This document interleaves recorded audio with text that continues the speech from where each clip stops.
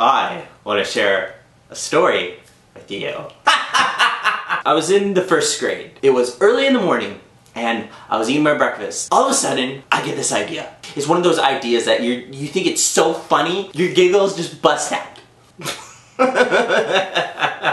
I wanted to make it funny. This idea was glorious, okay? It was perfect. I would get a roly-poly, put it on my face. I would go to my parents. I would look at them and say, Mom, Dad, is there something on my face? So they would look at me, they would see it crawling around my face, everyone would bust into laughter, it would be remembered for ages to come, we would always share it with all the family and friends at all the parties and stuff. It would just be a blasty blast. So I go outside, grab the roly-poly. I head to the room and try putting it on my face. No luck, it just wouldn't stick, it would crawl up into a ball and it just wasn't working. I figured I'll put it on a pillow, lay it upside down, then I'll lay my face on the pillow. That way it, latches onto my skin. I'll stand up. I do that, right? I put it on the pillow, put my face down, and then I come right up. I don't know who I was talking to. I literally was asking the spirits within the room if it was on my face. Is it there? Did it work? I look at the pillow and it's not there. It worked! Plan going perfect. I go to the bathroom because I wanted to see this before I do this. I look in the mirror and it's not there. I'm looking for the roly-poly. I'm moving my head around and I'm like, where did it go? I was freaking out. Did I squish it? Because I was really concerned about this thing. All of a sudden, I get this strange feeling in my nose. The freaking roly-poly was up my nose. This idea just turned dark side on me. I run to my mom. And I'm like, a roly-poly went up my nose! My mom gives me that, that one face that all parents just give you and they just realize that you just did something really stupid. I walk up to her going, look! She's like, I can't see anything. So she grabs one of those huge metal construction security guard flashlights about that big, shines it into my face, blinding me. She looks straight into my nose. She's just like, there's a roly-poly up your nose! And it's moving! It's wiggling around! I think it's stuck! She is laughing her face off. My mom grabs some tweezers. She tries, getting at it, trying to pull it out. She can't reach it, and there's no luck. So we go to the family doctor. I go in, my mom explains what's happening. Everyone is laughing, everyone thinks this is hilarious, except me. The doctor tries to take it out. With these, the longer version of tweezers, she tries getting at it. No luck at all. She's like, you guys are gonna have to go to the ER. This was really damaging to me. We head to the hospital. We get there, I get signed in and everything. So I'm sitting down and waiting, and all of a sudden I get this odd feeling in my nose.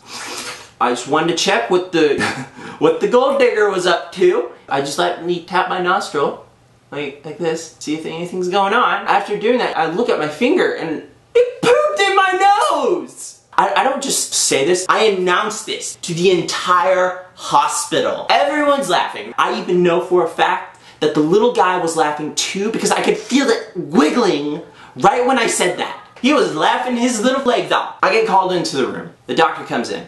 My mom explains what's happened. The guy just looks at me and just says, have you all tried sucking it out? All I am thinking, they're gonna get one of those Hoover vacuums and put it to my face and suck the thing out. Not just the roly-poly, but my entire face. That's pretty traumatizing. What they get, those little things that in the dentist that they use, it's like, it looks like one of those. It's long, clear tube. They shove this thing up my nose. And he's like, well, we really need to get this out because roly-polies burrow.